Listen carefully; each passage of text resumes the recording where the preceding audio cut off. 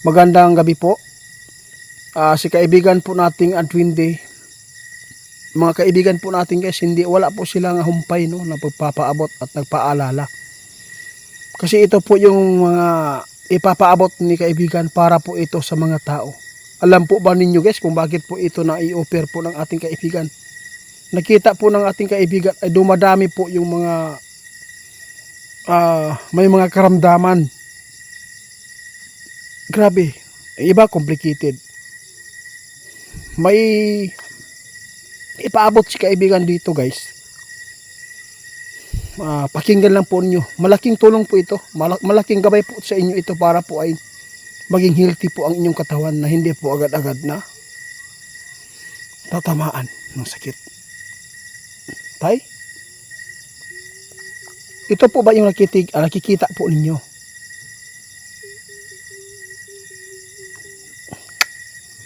Alam po natin guys, marami pong mga tao dito sa ating bansa na hindi nakakaalam, lalo na po yung mga tao na walang pinag-aralan na tulad namin, no? Noon po, grabe sobrang lakas kong uminom niyan, di ba? Di ba tay? Malakas akong uminom niyan dahil po ay pagod ako eh.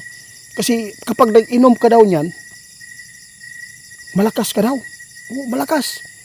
Alam po niyo guys, hindi lahat po ng energy drink ay nakapagbigay po ng mabuti sa inyong katawan.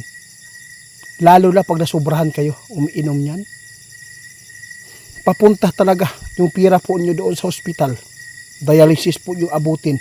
Hindi lang dialysis. Marami pang mga bato. No? Lahat po ng karamdaman doon guys,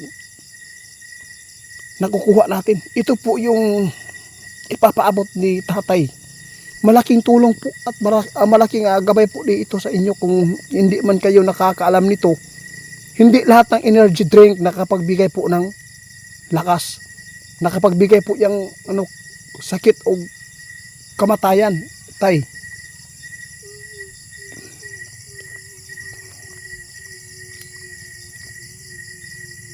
Oo, ingani ko dito tayo. Sa dati, gumagamit po ako dito. No?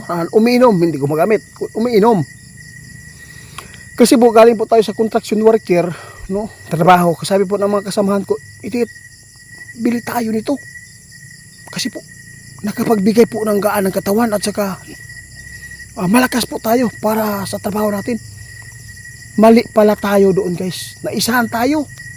Kasi kapag nag-inom ka niyan, ay nakakasira pala sa kidney mo. Atay. Marami pong karamdaman po yung makukuha niyo doon. Alam na po niyo yan guys kung ano man po talaga ang ibig namin sabihin. Ayaw kong banggitin, baka po ay makasuhan tayo, di ba?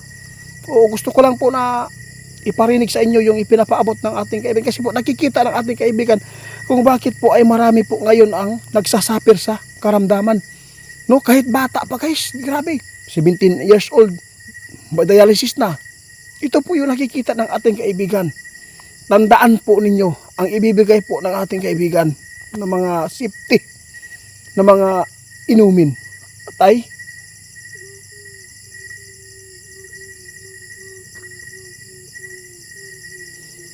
grabe guys, ito lang po talaga ha, simpleng pagbibigay po gabay sa ating pangangatawan na mabuti yung takbo ng ating kalusugan ha. Ito po yung pinakamabuting gawin po natin.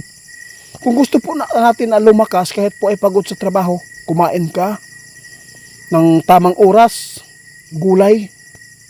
Kung walang prutas, basta may gulay. Oh, yun na po, di ba tayo? Kana yun daw guys, no? Tapos, ang inumin natin, kasi pag sinabing soft drink, nakakasira din po yan, di ba? Lalo na po wala kayong kain. Kapag yun pong iniinom po ninyo, yung mga sinasabi namin na energy drink, ulcer, abutin mo yan. Ang iba, cancer. Kaya marami nagkaka-cancer po ng tawag dito guys, intestine, di ba? At saka po yung ano sa tawag ani. Basta doon po lahat ng katawan mo guys masisira kapag lalo kayong lagi kayong umiinom nito yung mga energy drink. Okay? Maraming salamat tay. Malaking tulong po ito tay. Marami po mga taon, mga kabataan ngayon na umiinom po niyan. Kasi hindi po nila alam, akala po nila, wow, masarap. Nakapagbigay po ng lakas lagi daw. Pero umiinom po ako dati yan, hindi po nakapagbigay ng lakas eh.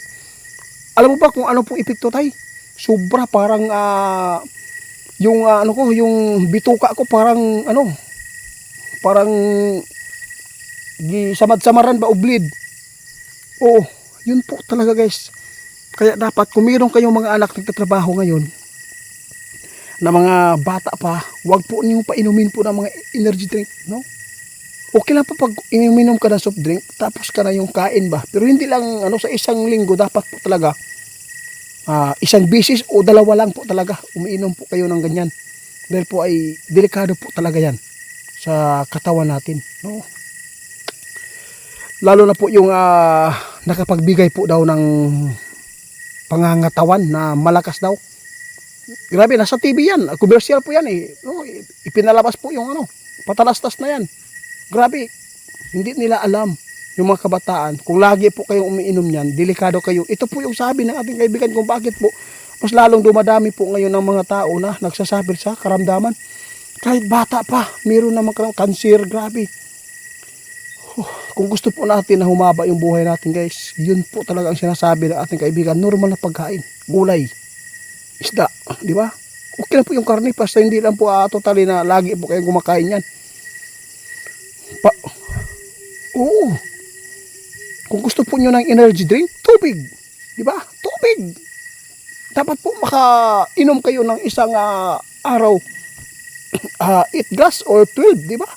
Yun po talaga ang magandang gawin. Huwag po kayong huwag kayong maniwala sa sinasabi nila. Energy drink daw, makapagbigay ng Tingnan po ninyo ngayon guys. Napakaraming mga tao na nagkasakit, no? Namamatay. Kahit po ay hindi saktong edad. Paalala lang po ito guys. Gabay po ito ng ating mga kaibigan na binibigay po sa inyo. Dapat po yung mga anak ninyo, huwag po ninyo sanayin na painumin po ng mga energy drink. Hindi po yan yung mga vitamins na sila sabi na mabibili. Porket vitamins daw, hindi po yan lahat nakapagbigay sa atin. No? Delikado po yung atay natin yan. Pantog ba? Daghang salamat kaayot ni Mutaya. Malaking tulong po tayo. Ngayon ko lang po talaga naintindihan kung bakit po ay kapag tayo ay uminom po ng ganyan ay yun, ingon sila makahatag daw kusog, pero ang akong tinae mura o gibira-bira sa kasakit mahapdos kaayo.